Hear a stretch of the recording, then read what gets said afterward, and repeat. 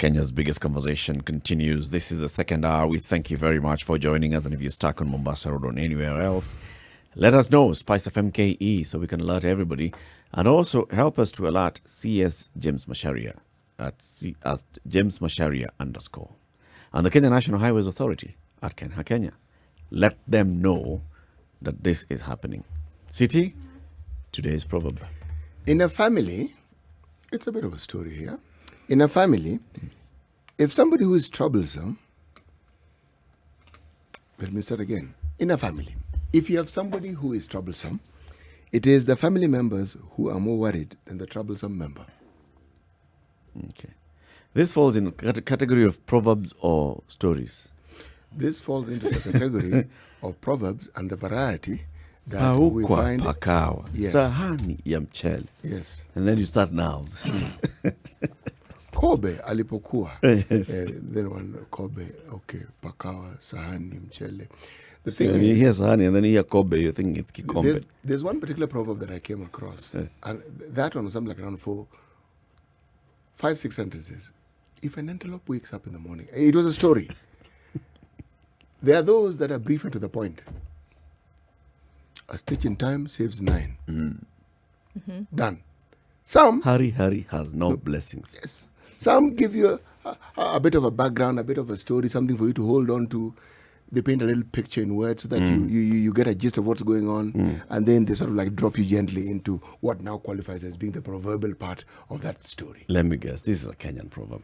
No, this is an African proverb. Yeah. An African proverb from Africa. An African from proverb. Africa. Which part of Africa? Africa. Yes. Our guest is Jonathan Mueke. He joins us in the studio. Jonathan was the first deputy governor of Nairobi City County, and he wants to be the third governor of Kitui County. Jonathan, thank you very much for joining us. Asante sana. Always lovely to be here with you guys. That proverb, that story proverb, if you were to say it in Kikamba, would it even be that short? It would be now a whole day. Kambas is about stories. Maybe not a whole day, but half a day probably. We like stories. With a melody to it. Bas. Yeah. So, Jonathan, thank you very much for joining us. You're somebody who has run a county as a deputy governor. Yep. In fact, you faced the challenge of devolution, starting of devolution, a whole new concept in the country. You're coming in as a deputy governor, and then you have taken the country's largest county in terms of revenue, in terms of population, everything. And then you came in as deputy governor. The last time you were here, you gave us your experiences, some of the wins, some of the gains, some of the challenges that you had with this. Now you have shifted from Nairobi and you're going to Kitui. Why Kitui? Why not Nairobi? You have experience with Nairobi. Yeah, I think two major reasons. The first one is I got quite a lot of experience in Nairobi. I learned how, if you managed public resources well, how you'll be able to really uplift communities. Kitui is where I'm from, and Kitui is very, very far behind. So I was looking at just two things when I made my shift to go to Kitui: impact and sustainability. And I thought I'd have a bigger impact running in Kitui and helping the people from Kitui come from where they are up to where they should be much quicker than I'd do impact in Nairobi. So I think that's the major issue.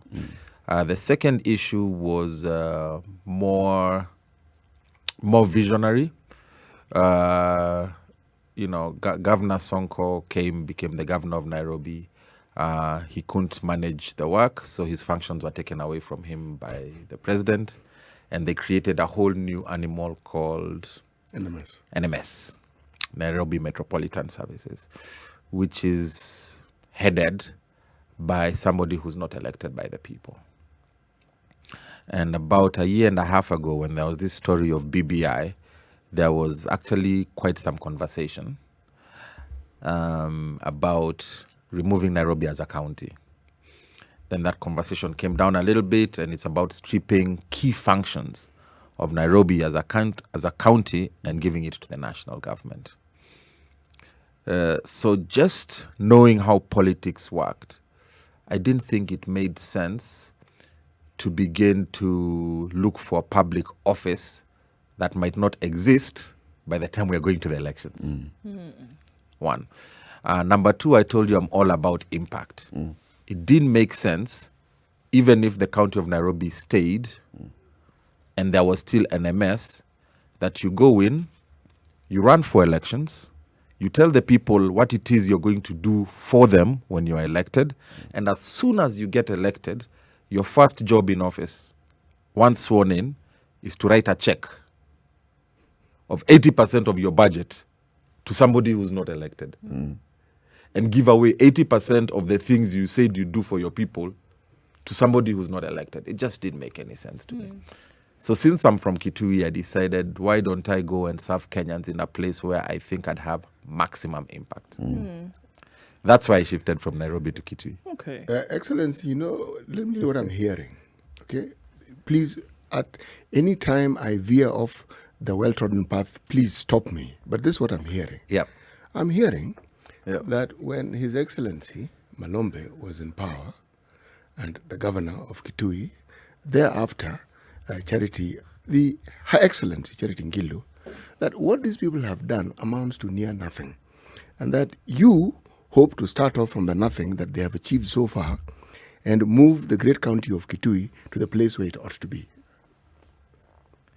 No, nobody does nothing, and for us to say that people are doing nothing is extremely unfair.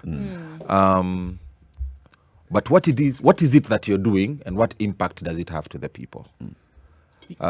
So, for example, leadership today should be highly collaborative. You must work with other leaders, elected leaders, community leaders, leaders in the security sector, to be able to get things done. You must work with people. Yeah. So if I come to your area, and the problem in your area is water, and everybody has a water problem, and they say if you sorted out water, you'll sort out our health, you'll sort out our crops, you'll sort out our food, and we're okay. And as governor, you choose, because you have not spoken to the people, you choose to put streetlights. That's not the problem in that area. But if you're asked, Daktari CT, you've done something. You put streetlights. Right. So you've not done But what nothing. impact do those streetlights have to the people that you're serving? Is Okay, that what so they asked for? Is that what they asked for? Is that what they need? But you have done something. You can't say you've done nothing. So okay, so I mean, I think the phrase you used was that Kitui is lagging behind, It is. right? Absolutely. So Yes, these it things is. that you've mentioned just now, doing things that perhaps are not what the people need at the moment, Yes. is that a result of poor leadership? And how would it be different if it was you sitting in that position? Leadership is about styles. Yeah. What I regard as poor leadership is when you don't allow the people who follow you, because people are leaders because they are followers. When you don't allow the people to follow you to progress. To me, that's poor leadership. You could be leading, but are you leading properly? And like Eric said, I got a lot of experience in Nairobi. I learned how to build a city. Kitui is not a city. That's something that I can deliver to the people of Kitui and say, listen, there's the Urban Areas and Cities Act, Section 5, that gives you 8 or 9 things that you need to do for your town or your municipality to become a city. Maybe that's something that we can start. And that's experience that all my other opponents don't have. Yeah. So it's really about coming up with a plan, a practical plan on how you can move your people from where they are to where they need to be. When we say Kitui is lacking behind, it's not just rhetoric. There's indicators. Yeah. You look at the poverty index. In the last 5 years, the people of Kitui have gotten poorer. These are statistics that are there from the Kenya National Bureau of Statistics. When they go and look into households, the number of people getting jobs from those households are getting less. Yeah. So unemployment is rising. If you go into Kitui and look at healthcare, the number of hospitals today that have medicine versus the number of hospitals that had medicine 5 years ago has decreased substantially. I mean, a year and a half, my good friends, since this pandemic came, Kitui has zero ICU beds. Doesn't make any sense. And in that year and a half, Kitui has had a budget of almost 18 billion shillings. And you can't build one ICU bed in the midst of a pandemic that is killing your people. So we are getting less healthier. There's less transition from primary school to secondary school. People are getting poorer. And those are some of the things that we want to say, okay, guys, listen, why are we lagging behind? And the whole essence of devolution was to be able to have the counties as a catalyst for development. So that everybody is allocated money and you start developing the whole country from the counties. So do you think with what was available at the time, with all factors then remaining, a pandemic, this, that, the other thing, do you think that things could be better presently? I'm not even talking about new leadership. I'm not talking about, you think with better management, absolutely, things could be better with the same factors remaining constant in Kitui as they are today? Absolutely. For example, let's just compare and contrast. The world over, Corona has come and completely disrupted the way we live and our socialization. And even people who had planned, even businesses, I can bet you that a year and a half ago, when the Standard Media Group was doing their budgets, they didn't budget for thermometers and gloves and masks. Yeah. So by the time Corona came, people had to move around their budgets. Yep. Adjust. Take budget from your petrol and buy masks because that's what the reality is. But if you call the governor of Kitui today, and Daktari, you ask your favorite question, what have you done? She'll tell you, I'm building a factory. Do the people of Kitui need a factory? Or do they need ICU beds and oxygen in their hospitals? So it's how you allocate and manage your public resources for the benefit of the county. And that's why the governor has had issues every year getting her budget passed by the county assembly. Because the county assembly sits down and says, wait a minute, why is money being allocated to things that don't really make sense? And so these are the things that we really want to turn around, just so that we have an impact on the people of Kitui. So there's been a challenge in prioritization of needs versus wants. Correct. If, let's just ask you this at this point. Today, so that you avoid going to Kitui to put up street lights, you must then understand. And a factory. And a factory. You must really understand then what the people of Kitui want. What do they want? Water. Kitui's biggest issue right now is water. And if we can focus and put priorities and work with all sorts of development partners and the national government to bring the water to the people of Kitui, you've solved half the problem. How would you address this? Kitui has 2 permanent rivers, Athi River and Tana River. It's about using various different kinds of engineering technologies to get that water from those permanent rivers, dam them, pump them up to the hills, and then it comes down into the towns via gravity. Then you do the last mile. Very huge infrastructure costs, but you have to start somewhere, 1, and 2, the money is there. And sometimes when I speak to the people of Kitui, I usually break it down very simply. Yeah, Kitui's budget is about 12 billion shillings. 6 goes to operations and maintenance and recurrent, so paying salaries, making sure the lights are on in different government buildings, putting medicine in hospitals, although that's not been happening, which leaves you about 6 billion shillings for development. If you take that 6 billion shillings and divide it into a monthly basis, because that's for a year, that's 500 million shillings, 500 million shillings every month. If you divide that into 22 working days in a month, that's almost 23 million shillings every single day. So by the time we are living here today at 6 p.m., Kitui has earned 22 million shillings. So if somebody gave you 22 million shillings every single day for 5 years, seriously should be able to make some sort of an impact. And that is just on development. Yeah. You can do groundwater and do boreholes in areas where it's too far for infrastructure to come in.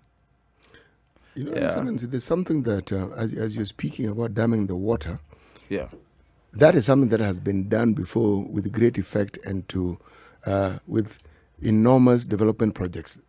The River Nile being an example that has actually had dams built on it. But I now look at the Great Renaissance Dam that is being built by Ethiopia, and I'm looking at some of the issues that are coming up with it, because there are people who, as they say downstream, that has been the pitch. They feel that, yes, when the rains are heavy, things will be okay. The rains are not always heavy. There's a likelihood that they may not benefit as much as they benefited before with the issue of that dam, to the point where countries have been threatening each other with war over that dam, not because of the dam, but because they share a single resource called the River Nile. Tana River traverses very many parts of this particular country. You put up such a project, I am certain that you understand this better than I do, you will have taken care of what happens downstream. But there's a bigger, this was a preamble. What I was getting to was this, purely from a mythical perspective, and from a purely mythically political perspective. The current governor, this is not myth, was Minister for Water. Correct. The current governor was Minister for Health. Correct. Now, these are the two things that you're saying Kitui County really suffers from. Correct. And yet, mythically speaking, those of us who don't come from that county heard that people had more water taps than they knew what to do with in Kitui. As for clinics, they had more facilities than they knew what to do with. Please, put this myth to rest and tell me exactly what happened and why you are where you are today. What's the situation on the ground? Kenyan proverb. Mambo kwa ground ni different. Mambo kwa ground ni different. Yeah, that's not the real situation in the ground today. There is health centers and dispensaries, not enough, but quite enough to sort out a big part of healthcare needs for the people of Kitui. The problem is they're not functional now because of misappropriation of funds and lack of prioritization. So you have a health center with no medicine and with no staff. It's not functional. Story was done by the chairman of the health committee, MCA Philip Nguli from Migwani, about 2 weeks ago. It was aired on all TV stations, including yours, where he just took MCAs and went around the major level 4 hospitals in Kitui. And he found absolutely nothing going on. No staff, no nurses, no doctors, no medicine, no sheets on the beds. And it was a major story. We didn't even see the governor respond to it. So, and if you take care of water, you also begin to take care of healthcare. Yeah. So that's one of the major issues in Kitui that we will plan to address. There's a very big dam in Mueke North that has political issues called the Grand Falls Dam, which was being fully funded by some donors, and there's been issues unlocking it from the national government. These are some of the things that I aim again to use my experience working in Nairobi, because I made all these networks, to be able to be diplomatic enough and sit down and have conversations with all stakeholders and say, guys, how can we get some of these things moving? Because some of the things that we need to get done are beyond the capacity of the county government or the budget that the county gets. So you have to collaborate with other people. And that's the reality I'd like us to address. Those things done. When you talk about water, and for a county that has, those major rivers, but also does not have much other water sources, then it becomes a conflict between the county government and the national government and the speed at which these two governments operate. There's a Thwake Dam that has been going on for how long? The other day we were told it's 60% or 80% complete, and what you could see is still just tractors trying to dig up earth. You're talking about now the Grand Falls Dam, which has been there again for a while. These are projects that are being controlled at the national level because they are national resources by design, and yet the immediate beneficiaries are the people of a county. So if you go to the people of the county and you promise that I'm going to bring you water, knowing full well that the other person who you have to deal with is somebody who you do not have control over, you may be shooting yourself in the foot. Not quite. The governor of Meru, Kiraitu Murungi, once said that the national cake is not a wedding cake, where everybody is guaranteed to a piece. And even then, you're not. It's not a wedding cake, and that's where leadership comes in. Yeah, you have to take up leadership and go and fight for what is yours. Yeah, so maybe some of these resources are not coming to Ukambani because when the national cake is being sliced and is being shared, our leaders are looking at maybe other priorities, or probably they're doing nothing. They're not, and that's why we've struggled with Thwake. That's why we struggled with the Grand Falls. With the Grand Falls Dam. That's why we struggled with Konza Techno City, which by now should have been there. Because when resources are being allocated at that level, where is our leadership? And those are some of the things that we're really trying to say that we can fix. Yeah, so that you use your influence, use your connections, use your networks, use your ability to sit down and negotiate so that your people can get the resources allocated to them that they need. It goes then beyond just one leader. Correct. It goes into the leaders of the entire community.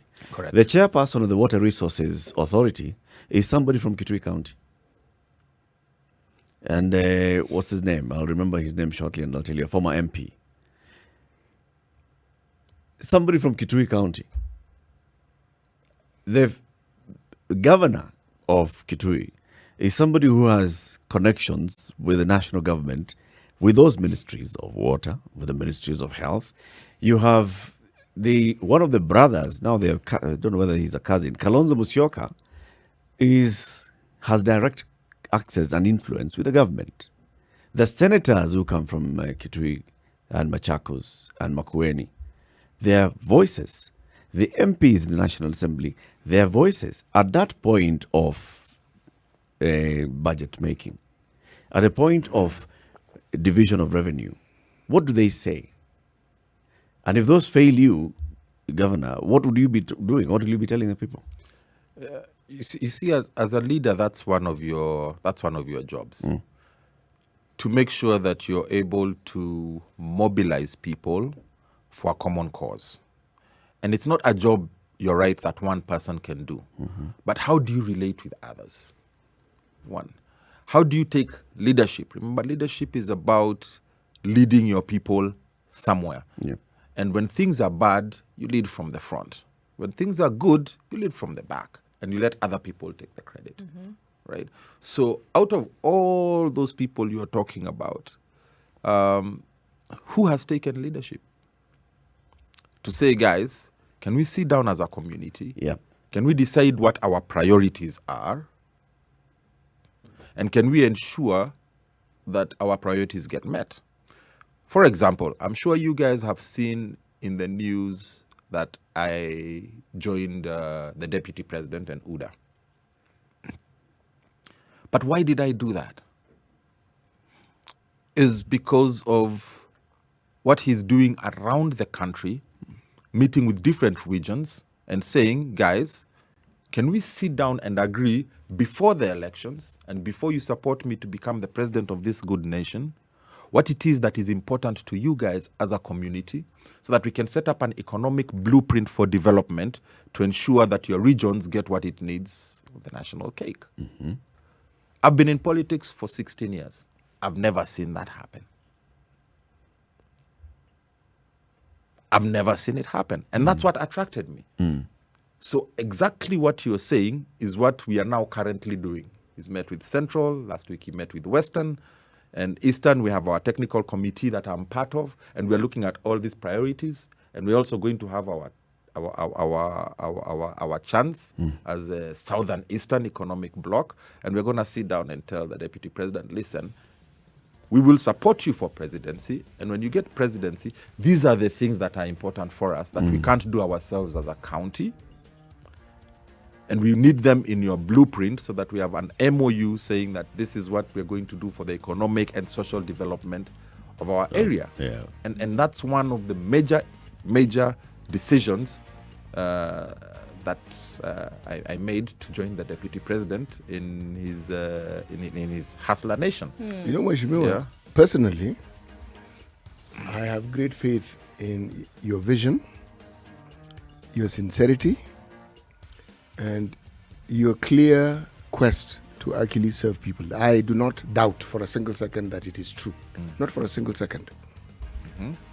But then when I take those virtues into the political realm, with seasoned politicians, I begin by asking the question, yes, that sounds like a nice bottom-up approach. Talk to the people qua ground and get to know what it is that they want, and it comes up, yes. But the question I'm asking, are we saying that after all these years since independence, we have absolutely no clue what is needed in these areas, and that these conversations have not been had by people?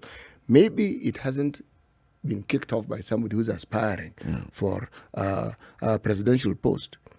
But what people need, they're saying they need it.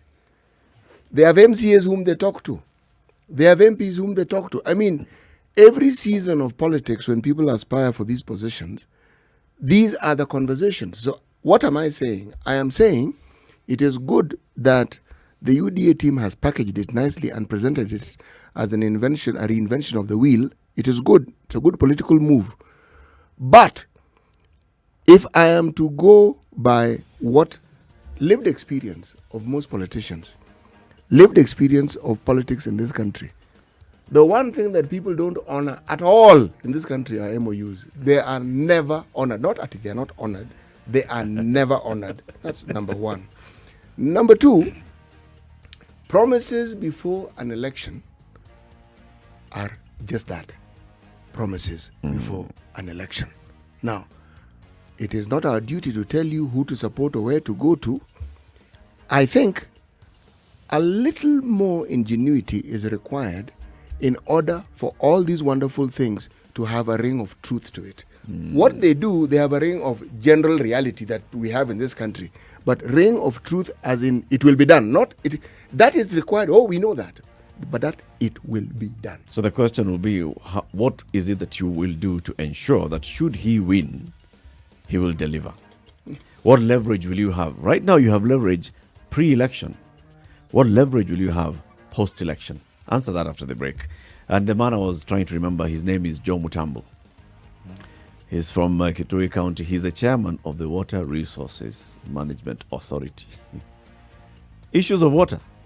And Ukambani, people know, and people are involved in them. In the Situation Room this morning is Eric Latif, Nduoko, C.T. Muga, and Jonathan Mueke, aspirant for the Kitui gubernatorial race next year. First Deputy Governor of Nairobi County. He's a member of the Hurubaro Nation, the Hustler Nation, whose chairman is Johnson Muthama of the UDA party, right? Yes. City had asked you. Hurubaro. Yes. Yes, an unmotorized vehicle. They're also road users. Yes. City had asked you this before we went to the break. You said the reason why you've joined this UDA is because you're seeing that the presidential candidate is sitting with leaders from various regions and saying, let us hear the main issues taken out from this region so that we can craft a solution. And then I promise that should you give me authority as president, my government shall deliver.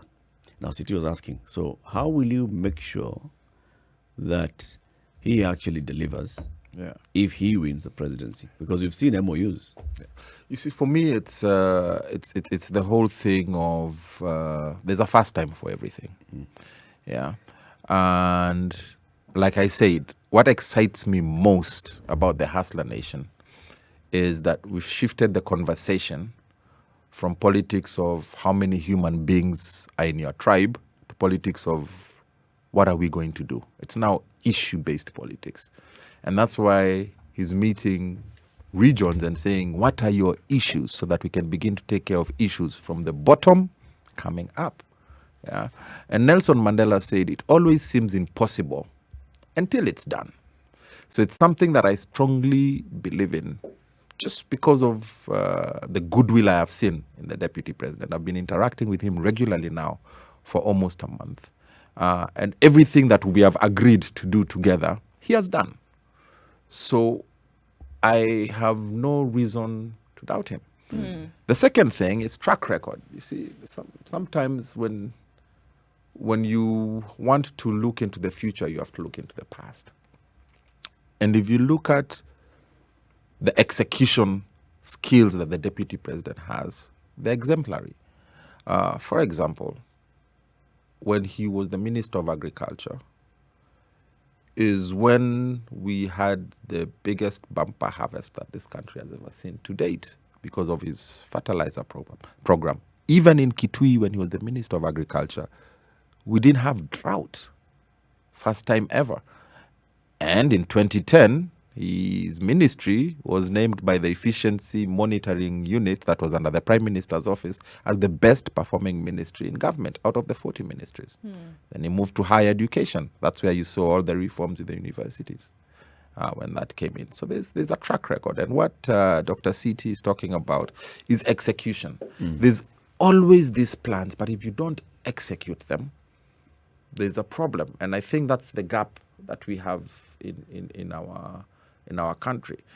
If you look at President Kibaki's Vision 2030, it was excellent. It was executed, but it wasn't a 10-year vision. It was a 30-year vision. And as soon as he left office, that was shelved. So we've stunted agreeing. And in 2030, we might not be a middle economic country because we've lost 10 years of the Vision 2030. And a lot of those flagship projects were stopped that gave birth to something new called the Big Four. We are 1 year to the elections. What has been achieved out of that Big Four? Again, some time lost, right? But if you have the political will and you decide to execute something, then it gets done. Another very, very strange thing I'll tell you is the Kambas have been in government from 1963 continuously until 2003, 50 years. And every year the Kambas only asked for one thing. Can we have tarmac from the Kibwezi, Kitui, Kabati, Migwani Road? It will change the economics of our county. Honorable, we call her Honorable Kaki, Rachel Nyamai's constituency, Kitui South, an entire constituency, which is the size of probably a province, didn't have a single kilometer of tarmac. And so strange and ironic that when Kambas left government in 2013, and we had one or two outliers who were in government, that one or two people are the ones that convinced the president to do that road. And now the road has been done when we are not in government because of one or two people who came out and said, listen, we are Kambas, but we support you. Can you please do this for us? And it was done. So then what were the people who were in government at that point? That's why I call it extremely strange. So they were lacking something. That's why it's completely strange. After 50 years being in government, you can't get what you want. And in 1 or 2 years, one or two people go and convince the president, and they do that road. And it's done. He has explained it well. So what's to ensure? It's done. So what's to ensure that going forward it would be different? If you've said 50 years and there were people there who were not able to get it done, what's to ensure now in the following 50 years that there will be a dramatic turnaround or a shift? Leadership that cares. Because this road was convinced by one or two people where 50 Kambas in government could not do the work. Maybe it was not their priority. Excellency, maybe they were in government for different reasons. I don't know. It is as a politician. But it's strange. You really have to be aspirational. There's no question about it. Yes. But I'm going back to the point I made with just one little variation to it. Huh? Yes. This quest for power, it's understandable. The path to it and what must be done to get it, that's the process we are discussing here. But there's when you attain power. It's a strange thing, this power. Yes. It is a strange thing when people actually get it. Yeah. Because the observation I have made in the years I've been alive, when I can observe and actually document it and keep the documentation in place, is that people then come across headwinds they didn't even know existed. Priorities shift, priorities change. And suddenly the very things that people meant they sincerely believed they would do, suddenly they don't do. Or the energy with which they were able to speak, and like what you're talking about now, going around the country, having conversations with people, that energy seems to wax and wane once now the seat has been achieved. Because, I mean, you mentioned, about your deputy president in different seats, agriculture, higher education, etc., etc. But then I have to ask the question, what would be the track record when now being in the second highest seat of power in the country? What development then can we say can be attributed to this particular position? When you had some of the most or the highest potency of influence in the country, what then was done? What happens then when you achieve or attain that position? It seems to fly out the window. Do you know the argument that is used? Well, he was only the deputy. False statement. He was not a vice president. This is a Nusumkate government and was, until God alone knows, happened. It was a Nusum. It was half, 50-50. Correct. So, the opportunity, as you correctly put it, to do what was said existed. Correct. So why didn't it happen? I think I'll answer it just in one statement. Part answer, part question to you guys. Yeah. Look at the Jubilee government track record. And just see. How closely do you want us to look at it? No. Just not too closely. Let's look at bigger picture. Okay, bigger picture. Let's look at bigger picture. Look for Jubilee government track record. and I'll just mention three things. Okay. Yeah. Look at it. But I think my point here is what was achieved in the first term and what has been achieved in the second term. In the first term, when the deputy president was the deputy president, a railway was built, 10,000 kilometers of roads were built, and over 8 million people from 2 million people were connected to electricity. Then the handshake came in the second term. What has been achieved? We were waiting for that one. What has been achieved since? It's a question. But it's the reality. What has been achieved since? Okay, let me give you a perspective, broad picture perspective. The agenda that Vision 2030 that was set in place by President Kibaki, Yes. 30-year plan, Yes. any infrastructure or any development projects, anything that has to do with infrastructure, they are never 2-year projects, 3-year projects. They are 10, 20, 50, and so forth. That the railway was built. Perfect. It had been planned for anyway. they didn't plan it. The backbreaking They just inflated the budget. Yes, and continued. Everything had been in place by the time they got there. As for road networks, Blueprints were in place roads way aren't ahead of planned time. in a year. You plan well in advance. And roads are still being built even in the second And term. even when this government ceases to exist, roads will still be built. I am not saying that they didn't do anything. No. It is commendable. Those projects certainly were achieved. As for people getting electricity, rural electrification, that process was a Kibaki project. To their credit, this government continued it. And then what did they do? KPLC went belly up. In the process. Yes. And we are still discussing why and how and And how what on earth happened. is it This possible happened. that the It's a sole monopoly. provider It's a went- what? Another very strange thing. What I'm saying, Mheshimiwa, Your Excellency, is this. Huh? Yes. Everything that has been said about the deputy president is true. That man has energy. That man has focus. And with all the successes you say, they are true. The only problem with each of those successes had a scandal attached to it. So now, I can't cherry pick. I have to look at it broad perspective, as you collectively put it, and ask myself, okay, This is when you're minister. This is when you're deputy. Now, if you're president, I have to ask that question. Every leader we have in this country is a human being, and they will be subject to the vagaries of power. I'm repeating it. And when they get there, the person you are now talking to and the person who will be in that position will be two very different people. We saw a former prime minister trying to extract the realities of an MOU here in 2002. Did we not see it? How did that one work out? What did it cost us? That's why I'm telling you guys, leadership is very, very important. Refusing to honor that MOU caused our economic growth to move from 7% to under 2%. We have still not recovered 10 years later, 15 years later. And that's why political will in leadership is very, very, very important.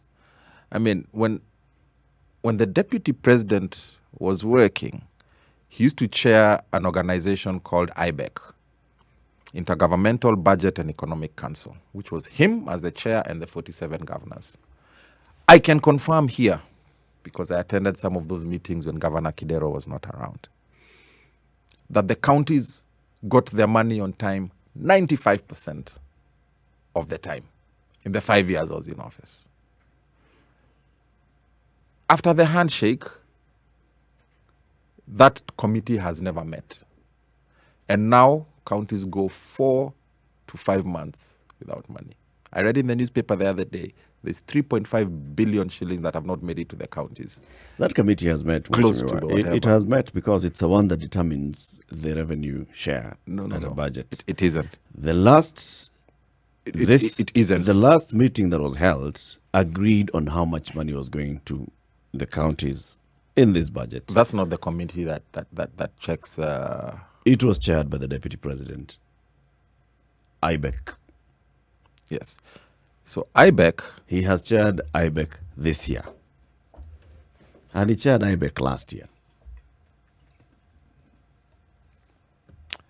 I beg Unless to you say differ. that he was sitting in that committee, but Somebody else was chairing. yes. I beg to differ because IBEC is what unlocks the issues between the national government Yep. and the county You government. know, the handshake, unfortunately, And- has had a partner, an unwanted partner, an unseeming partner called COVID.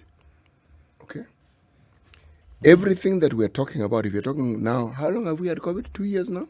Yeah, a year and a half. It Yep. came a year and a half after the handshake. Yes. Now, even before the handshake, there were rumbles. What am I saying? I am saying that politics, political landscape, my friend, even much as people think that it's chartered territory, because there is power at the center of every discussion around that particular field, there are so many uncharted avenues that you will come Absolutely. across. Absolutely. And you cannot even foresee. You cannot even say this is what because you can't. Absolutely. And that's why agility is very important in leadership. Yes. You have to be able to pivot because disruptions come all the time. You see, And I think also when it comes to honesty, stand by what you have done and stand by what you've said. Absolutely. Okay. Absolutely. And that's why I'm saying, even when it comes to the deputy president saying, okay, so I was doing very active in the last term, but I'm not very active in this term. This is a story written in the Standard by Roslyn Obala this year, 11th of February. And it was after the meeting of IBEC. Like if your governor, the photo here of Laikipia Governor Derito Mureithi, the Deputy President and Treasury CS Ukur Yatani at the 14th ordinary session of IBEC, where they agreed to increase this year's allocation to the counties to 409 billion shillings. See? They meet. See? He chairs. Okay, I stand No. I stand corrected. you see, Mheshimiwa, So what were why- go ahead, please. No, No, go ahead. I stand corrected. So why are we having all these issues if all those things have been agreed? He should tell us. And- He's and- the chairman. The question is then, are and there why- the issues? And why haven't the counties gotten 409 and they only got 320? If they agreed. You know, there's a story we keep hearing from the Treasury about money. There's a story we keep hearing about the budget and the shortfall of what we intend to spend and what we actually have. Now, the moment, even so long as you know a basic arithmetic, standard 5 arithmetic, you will do the math and realize we want to spend money we don't have. Okay? And so what it means is those who are expecting money are likely to get less than what is anticipated. What are we saying? And I think Eric has gotten to the heart of the matter. There's a certain level of political dishonesty that politicians get involved in. I'm not singularly pointing at an individual. I'm saying politicians generally. You yourself will likely get into it. And it's something you must guard against. Because unfortunately, in this day and age, my friend, the media has a long memory. 20 years from now, we will tell you, on this particular day, this and this and this happened. And this, let me just quote what you said. What you said was this. 7:55. Yes, and we can even tell you the time. And here's a picture of the people you were with. Okay, what am I saying? It is these inconsistencies that bring about the mistrust that is expressed in what you keep hearing in the public. What we do is tell you what the public is actually saying and what we hear and what we read. Some of it, what we know. So long as there's inconsistency, there'll be distrust, which will lead to mistrust. Now, that, unfortunately, is a tag that just by being a politician, you have to work very hard to shed. As we conclude the conversation, Jonathan, looking at Kitui County, the needs of Kitui County, and what you see yourself doing in Kitui County, paint for us a picture. People talk about the first 100 days. Forget, this is Kenya. First 1 year, when you have your own budget, okay? And give an allowance for another 6 months. Your own budget. So let's start with June 2023 to July 2023 to June 2024. What will you do? I think my vision from Kitui is around two major areas. The first one is building infrastructure to enable the ordinary Kituian to thrive, to enable them to... Pole sana, daktari. Hope you're okay. No, that's what happens when you're trying to swallow and breathe at the same time. Utakula nyama. Utakula nyama. Yeah, so it's just that creating an enabling environment by building infrastructure, putting in your water, opening up the roads so that goods can get to market, and investing in a lot of the self-help groups. Kitui has lots and lots of self-help groups. So your youth groups, your women groups, they're all organized around economic well-being. They're all organized around goat keeping, bee keeping, poultry keeping, merry-go-rounds, table banking, to be able to take some of that county money and get an empowerment fund to ensure that from the ground up you're able to stimulate those initiatives and grow them so that people can come out of poverty. Okay. Then the second part of it is around the social services, healthcare and education. Invest a lot in the technical training colleges, pay bursaries for... Kikotech is not a technical training. Kikotech is a business, and governments are not supposed to be in business. More of this conversation. Come back soon, Jonathan. Yeah, so water and education and healthcare. Asante for joining us. Thank you so much, guys. Always a pleasure. Asante sana. And looking for some more time with you guys. Yes, always a pleasure. Always.